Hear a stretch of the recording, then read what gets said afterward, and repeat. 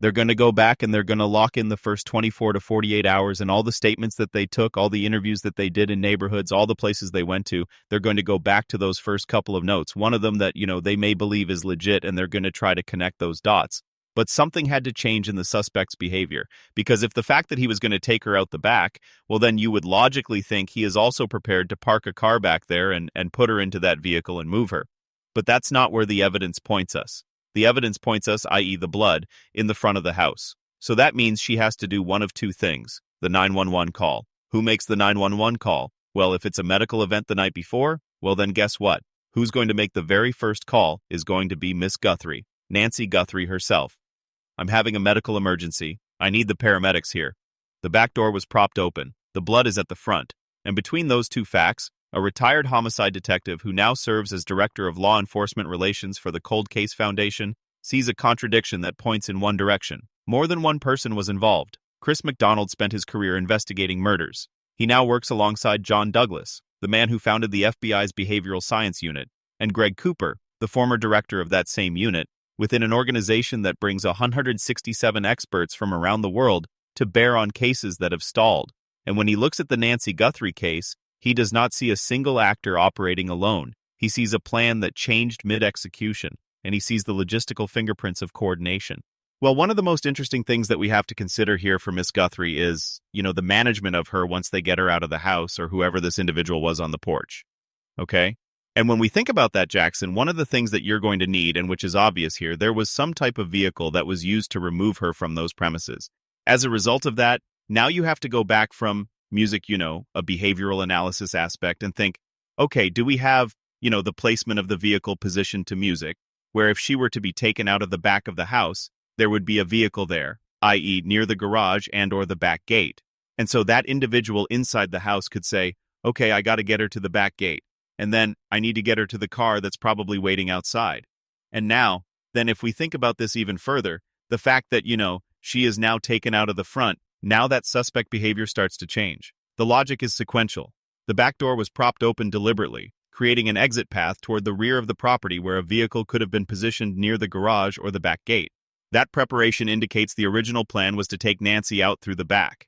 But the blood evidence is at the front of the house, not at the back, not along a path toward the garage. At the front door, trailing down the walkway toward the road. Something changed. The plan shifted from rear exit to front exit, and McDonald identifies two possibilities for how that shift could have occurred with a single actor.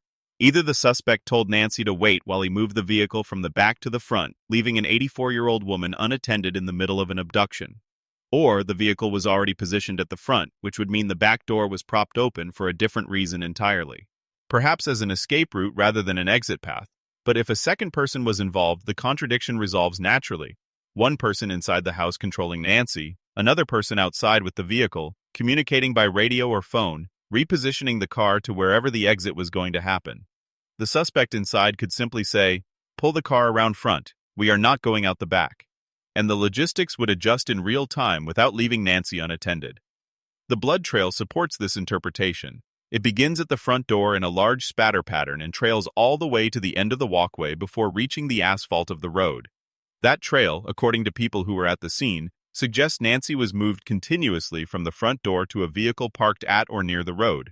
No pause in the trail. No indication she was set down and left while someone went to retrieve a car. A continuous movement from house to vehicle, which is consistent with one person carrying or guiding Nancy while another operated the vehicle. Well, there would be a couple of things that you have to look at, right? You have to look at the data points. And what are those data points that we have? We have a data point from the garage opening, 11:48, 11:50. It closes, okay? But what other data points do we have? Well, we know that they took various vehicles in this particular case, okay? And one of those vehicles, obviously a Range Rover. The second was a family vehicle where, she was last seen in that vehicle. But then now you have to ask even further, why are you doing that? Why? Because are you looking for telemetrics data? And if that's the case, then what you're trying to do is see where that vehicle went, okay? Well, as an investigator, I'm asking the question, do you not believe parts of narratives, okay? That you have to take the telemetrics and then hold that vehicle for over 40 days. The vehicles are telling a story that McDonald believes investigators are reading very carefully. A Range Rover was towed and searched early in the investigation. The family vehicle, the car that last transported Nancy home that evening, was held for over 40 days. And the question McDonald raises is pointed. If investigators simply needed to confirm that Nancy was in the car and was dropped off at home, that verification could be completed in 2 or 3 days. 40 days of holding a vehicle suggests something else entirely. They are extracting telemetrics data, the complete digital record of where the vehicle went, when it stopped, when the engine turned off, when doors opened, when the trunk was accessed. The garage door provides 2 data points. It opens at approximately 10:48 p.m. It closes at approximately 10:50 p.m. A 2-minute window, but there is no corresponding data point showing the garage opening again later that night, with a suspect taking Nancy out through the garage and into another vehicle. The absence of that data point is itself information. If the suspect used the garage as an exit, the telemetrics would show it. They apparently do not. McDonald also raises the 911 call. The call that reported Nancy missing the following morning was made by family members who came to the house and found her gone. But McDonald notes that if a medical event had occurred during the night, if Nancy had fallen, had a cardiac episode, had any kind of emergency, the first call would have come from Nancy herself. The fact that no 911 call originated from inside the house during the overnight hours indicates that whatever happened was not a medical event that Nancy was able to report. It was an event that prevented her from calling. The ransom notes add another layer. McDonald, who has sat across tables from perpetrators throughout his career, notes that investigators will eventually need to go back to the very first hours of the case. Lock in every statement taken in the first 24 to 48 hours, every neighborhood interview, every data point from every device, and the 2 ransom notes that the FBI and Savannah Guthrie believe are legitimate. Those will need to be connected to the physical evidence in a way that can be proved in court, not just assessed circumstantially. And if you want to follow how investigators approach the critical question of one suspect versus multiple, make sure you're subscribed. Because in this case, every update has changed what we thought we knew. The 911 call. Okay, who makes the 911 call? Well, if it's a medical event the night before, well then guess what? Who's going to make the very first call is going to be Miss Guthrie. Okay, Nancy Guthrie herself. I'm having a medical emergency. I need the paramedics here. Okay, which would have explained potentially, the back door staying open. Okay, but we don't have that information released to the public yet. Okay, all we know is that the next morning when somebody is looking for her, i.e. the family, okay, they make a 911 call. Okay, so which leads to another question. Did they call the girlfriend and say, hey, did Nancy call you last night? Music. And did somebody come over here and take her out of the house? Okay, because these are the same people that reported her missing at the church function. The 911 call, the sequence of discovery, the questions that were asked in the first minutes after Nancy was found to be missing. McDonald frames these as investigative fundamentals that determine the trajectory of everything that follows. Who called? What did they say? What did they already know before they called? Did they contact friends first? Did they check whether Nancy had reached out to anyone during the night? Each answer either confirms or complicates the narrative. The investigation has now reached the 3-month mark, and McDonald addresses directly whether this constitutes a cold case. His answer is conditional. A case goes cold when investigators 100% run out of thinking outside the box. As long as there are people asking what-if questions, exploring alternative scenarios, challenging assumptions, the investigation remains fluid. But if the DNA evidence comes back and does not match anyone identifiable, if the forensic genetic genealogy process produces no viable lead, then investigators will have to return to the beginning. The first 48 hours, the first statements, the first notes, and they will have to find connections that were missed or overlooked the first time through. McDonald's organization, the Cold Case Foundation, exists precisely for this moment in an investigation. When agencies reach the point where their internal resources and perspectives have been exhausted, they turn to external experts who bring fresh eyes and decades of experience in cases that seemed unsolvable. John Douglas, Greg Cooper, profilers, behavioral analysts, forensic specialists. 167 experts available through a single Zoom meeting where investigators can throw questions at a board and receive second opinions in real time. The case is not cold yet. DNA analysis continues. The FBI is actively working forensic genetic genealogy. Thousands of tips remain in the pipeline. But the window between an active investigation and a cold case is defined by momentum. And momentum requires new information, new connections, new data points that push the investigation forward rather than circling back over the same ground. Nancy Guthrie is still missing. A mother. The back door of her home was propped open. The blood is at the front. The garage opened and closed in a 2-minute window. The family vehicle was held for 40 days. The 911 call came the next morning, not from Nancy, but from the people who came looking for her. And a retired homicide detective who has sat across tables from perpetrators who told him everything he thought he knew was wrong is looking at this case and seeing the behavioral signatures of more than one person working together to take an 84-year-old woman from her home in the middle of the night. If you have any information, contact the FBI at 1-800-CALL-FBI or submit tips at tips.fbi.gov. The reward currently exceeds $1.2 million. This story is far from over. Subscribe now because in this case, every update has changed what we thought we knew. This content is analytical based on publicly available sources for informational and awareness purposes only. It does not represent official conclusions. All individuals mentioned are presumed innocent until proven guilty. Viewers should consult additional independent sources for a complete perspective. But the deeper investigators dig into this case, the more one uncomfortable reality begins to emerge. Every piece of evidence seems to point toward movement, coordination, and timing. Not chaos, not panic, not an impulsive act committed by someone stumbling through the dark without a plan. Whoever entered that house appears to have known exactly how much time they had, exactly where they needed to go, and exactly how quickly the situation could spiral out of control if anything changed unexpectedly. And something did change unexpectedly. Because when experienced investigators analyze a crime scene, they are not just looking at what happened, they are looking at what was supposed to happen. Crimes often fail long before suspects realize they have failed. A criminal enters with one plan, but the evidence left behind tells the story of adaptation, improvisation, and mistakes made under pressure. That is exactly what Chris McDonald believes may have happened inside Nancy Guthrie's home. The back door being propped open was not random. Detectives do not look at a detail like that and dismiss it as coincidence. They ask why. Why that door? Why leave it open? Why create an exit path that ultimately appears not to have been used? Criminal behavior follows patterns, especially in high-risk environments. And abducting an 84-year-old woman from her home in the middle of the night is about as high risk as it gets. Every second matters. Every unexpected sound matters. Every light turning on in a nearby house matters. And that is why McDonald keeps returning to the idea that the suspect behavior changed mid-execution. Something interrupted the original sequence. Maybe Nancy resisted. Maybe she fell. Maybe there was more blood than the suspects anticipated. Maybe they realized the rear exit was too exposed. Maybe a neighbor's light came on. Maybe a dog started barking. Maybe communication between multiple suspects forced an abrupt adjustment. Whatever happened, the physical evidence suggests the original route was abandoned. And when plans change in the middle of a violent event, suspects start making mistakes. That is often when investigators solve cases. Because the difference between a perfectly planned crime and a solved crime is usually one unpredictable variable. And in this case, there are several. One of the most critical variables is time. Investigators are now believed to be reconstructing the timeline minute by minute, not hour by hour. They are likely mapping every movement connected to Nancy's final known evening. When she arrived home, when the garage opened, when the garage closed, when lights inside the house changed, when phones connected to towers, when nearby surveillance cameras captured motion, when neighborhood traffic passed through intersections. Modern investigations are no longer built solely on eyewitness testimony. They are built on digital shadows. Every phone pings towers. Every modern vehicle logs movement. Every smart device quietly records activity. Garage systems, doorbell cameras, Wi-Fi routers, GPS modules, vehicle infotainment systems, cell phone location services, Bluetooth connections, smartwatches, home assistants. Even if a suspect believes they left no witnesses, technology often becomes the witness. And that is why McDonald focused so heavily on telemetrics.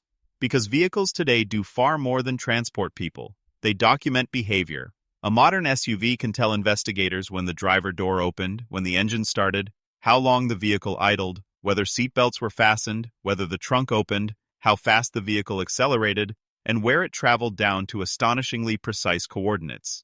That is why holding a vehicle for over 40 days matters. It suggests investigators are not simply processing fingerprints or fibers. They are extracting and reconstructing digital movement patterns. And if multiple people were involved, those digital patterns may eventually overlap in ways suspects never anticipated. That is where conspiracy cases often begin to unravel, not through dramatic confessions, not through Hollywood-style interrogations, but through inconsistencies. One suspect says they were home at midnight. Their vehicle says otherwise. One suspect says they never stopped near Nancy's house. Their GPS data places them there for 6 minutes. One suspect says they acted alone. But two separate devices move in coordinated patterns across the same geographic route. Investigators look for synchronization, because synchronized movement is extraordinarily difficult to explain away innocently. And McDonald's analysis repeatedly circles back to one central question.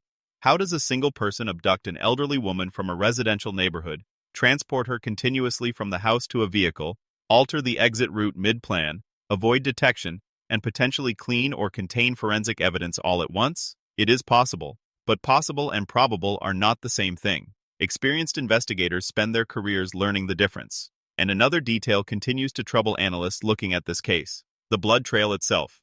Blood evidence is often described as silent testimony. It tells investigators about motion, force, injury, speed, and sequence.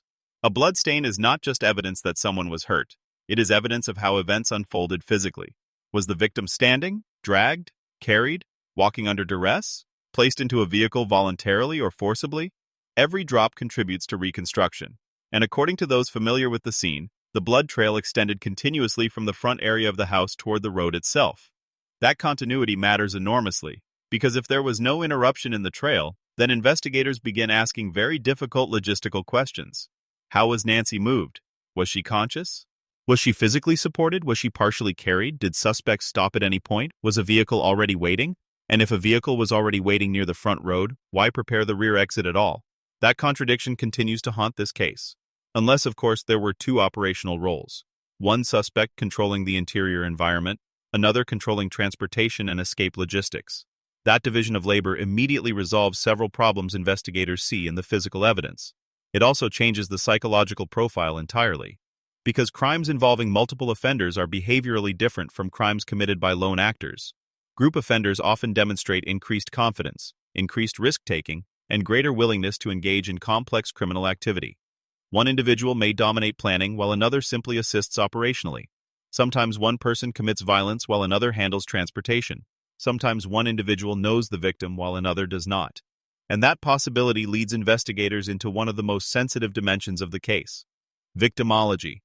Victimology is the study of the victim's life, habits, routines, relationships, fears, vulnerabilities, and social network. Investigators must understand who Nancy Guthrie was before they can understand why she was targeted. Was this random, personal, financial, retaliatory, opportunistic, staged? Those questions define the entire direction of an investigation. And according to experts like McDonald, the answer often exists within the victim's routine itself. Who knew Nancy's schedule? Who knew she would be home? Who knew she was vulnerable? Who knew the layout of the property? Who knew how to approach the home without immediately drawing suspicion? Who knew she might answer the door? And perhaps most importantly, who knew enough to believe they could successfully remove her without immediate detection? Those are not random questions, those are profiling questions, because the offender's confidence level matters. A completely unknown intruder typically behaves differently than someone operating with prior familiarity. Random offenders are usually faster, more chaotic, and more unpredictable.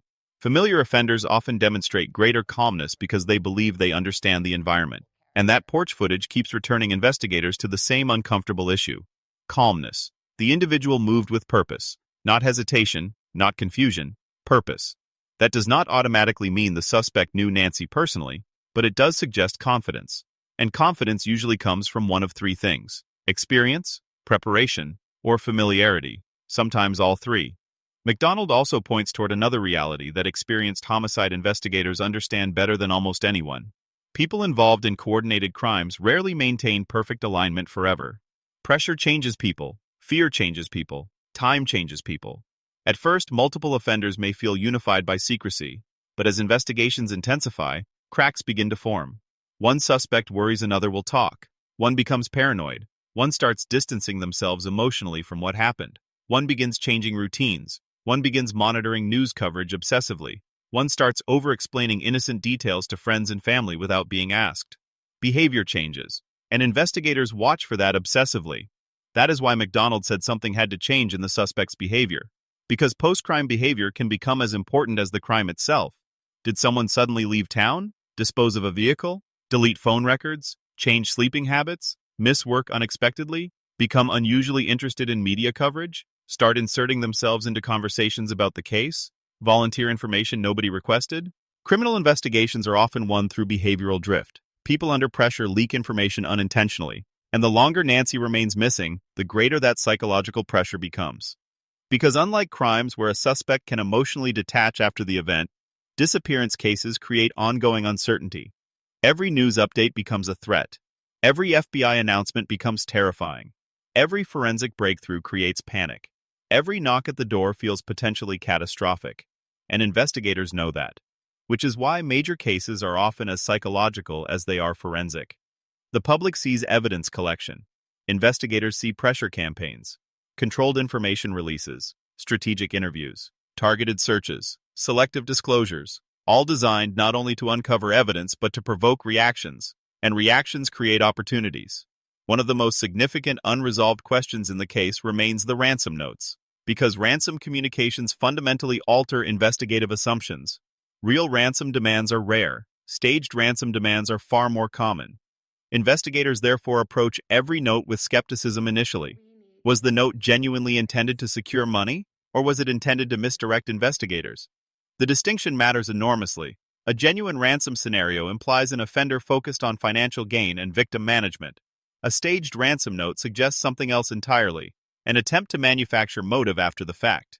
And McDonald's emphasis on connecting the notes to physical evidence in a way that can be proved in court is critical. Because investigators may privately believe a note is legitimate while still lacking the evidence required to prove that legitimacy beyond reasonable doubt. Courtroom standards are unforgiving. Suspicion is not enough. Behavioral analysis is not enough. Investigators need corroboration, DNA, fingerprints, digital evidence, location data, witness testimony, financial records, communication logs, forensic linkage, and until those connections solidify, the case remains suspended between competing theories. But McDonald's larger warning may be the most important insight of all. Investigations become dangerous when assumptions harden too early. That is how evidence gets missed. That is how tunnel vision develops. That is how cases go cold. Experienced investigators constantly force themselves to revisit assumptions, even painful ones. What if the original timeline is wrong? What if the intended target was not Nancy herself? What if the crime scene was partially staged? What if the offender returned afterward? What if somebody involved has already spoken to investigators? What if witnesses unknowingly saw critical activity but dismissed it at the time? Those what-if questions are the lifeblood of major investigations. And right now, this case appears to be living inside those questions. Because despite months of work, one reality remains brutally simple. Nancy Guthrie is still missing. No confirmed recovery, no public arrest, no definitive explanation, just fragments.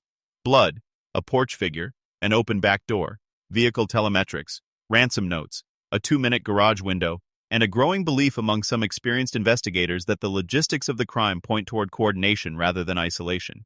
Meanwhile, the FBI continues pursuing forensic genetic genealogy, one of the most revolutionary developments modern investigations have ever seen. Cases once considered impossible are now being solved decades later because offenders unknowingly left microscopic DNA behind. A single skin cell, a hair root, a touch transfer, enough to build partial profiles that can eventually connect to extended family trees through genealogical databases. And if usable DNA exists in this case, the clock may already be ticking on whoever was involved. Because forensic genealogy changes investigations completely. A suspect may believe they escaped detection, but a cousin uploading recreational ancestry data years earlier can suddenly collapse that illusion overnight. That is why investigators remain patient. Because time affects suspects differently than it affects law enforcement. Suspects become exhausted. Investigators become methodical. And in long-term investigations, patience often wins, especially when multiple people may be involved. Because secrets shared between several individuals rarely stay buried forever. Somebody talks, somebody slips, somebody confesses indirectly, somebody reveals knowledge they should not possess, somebody breaks under pressure, and investigators are trained to notice the smallest inconsistencies. That is what makes this phase of the investigation so critical. Not just the forensic work, the behavioral work, watching, waiting, comparing statements, tracking evolving narratives, studying interpersonal dynamics, reviewing the first 48 hours again and again because investigators know that early information often contains hidden truths that only become visible later. A witness dismisses a strange vehicle. A neighbor remembers hearing something unusual. A timeline discrepancy suddenly matters. A deleted message resurfaces. A call log becomes significant. A previously ignored statement no longer fits the evidence. That is how major cases transform. Not through one dramatic revelation, but through accumulation. Tiny fractures eventually forming a complete picture. And according to the experts now analyzing this case, that picture still appears incomplete, which is why the investigation remains active, fluid, dangerous, and far from over. Because somewhere inside all of these moving parts, The blood trail, the porch footage, the garage timing, the telemetrics, the ransom notes, the unanswered questions about transportation and coordination. There is almost certainly one detail investigators believe will eventually unlock everything else. One overlooked connection, one digital breadcrumb, one behavioral inconsistency, one forensic match, one mistake. And if history has shown anything in cases like this, it is that offenders who believe they outsmarted investigators are often unaware that the evidence closing in on them has already been collected. It just has not been understood yet. Until then, investigators keep circling back to the same haunting sequence. The back door open, the blood at the front, the garage moving in a 2-minute window, the missing woman, the unanswered phone calls, the shifting logistics, and the growing possibility that what happened inside Nancy Guthrie's home that night was not the work of one isolated individual improvising alone, but the coordinated actions of multiple people adapting in real time as their original plan began to fall apart.